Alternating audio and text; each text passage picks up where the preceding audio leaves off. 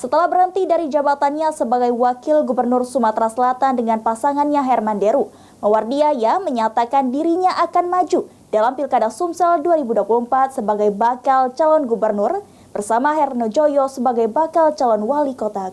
Maksud kami calon wakil gubernur.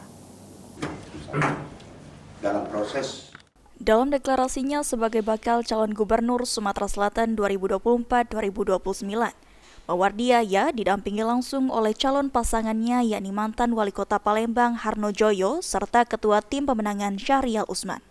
Mawardi sendiri menyatakan jika niatnya maju sebagai bakal calon gubernur Sumsel dengan pasangannya Harno Joyo untuk membangun Sumsel lebih baik ke depannya. Sehingga dirinya memohon doa dan dukungan warga Sumatera Selatan atas niatnya maju di Pilgub Sumsel. Terkait dengan hubungannya dengan mantan pasangnya dahulu, yakni Herman Deru, Mawardi mengaku selama ini dia dan Herman Deru kompak membangun Sumatera Selatan. Sebagai calon gubernur Sumatera Selatan dan Pak Harno sebagai calon wakil gubernur Sumatera Selatan.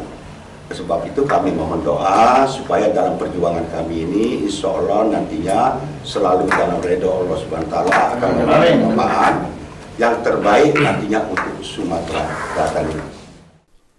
Senada dengan Mawardiaya, Harno Joyo, mantan wali kota Palembang yang diusung menjadi bakal calon wakil gubernur Sumsel, memohon doa dan restu dari warga Sumsel untuk maju di Pilkada Sumsel bersama pasangannya Mawardiaya.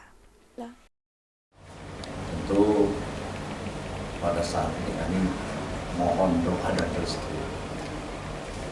Ini teman-teman media, masyarakat Sumatera Selatan menjadikan perjuangan kali ini bisa berhasil tanpa halangan besar. Amin. Mawardiaya dan Harno Joyo menjadi pasangan pertama yang akan maju Pilkada Sumsel periode 2024-2029. Firman Hidayat, PAL TV.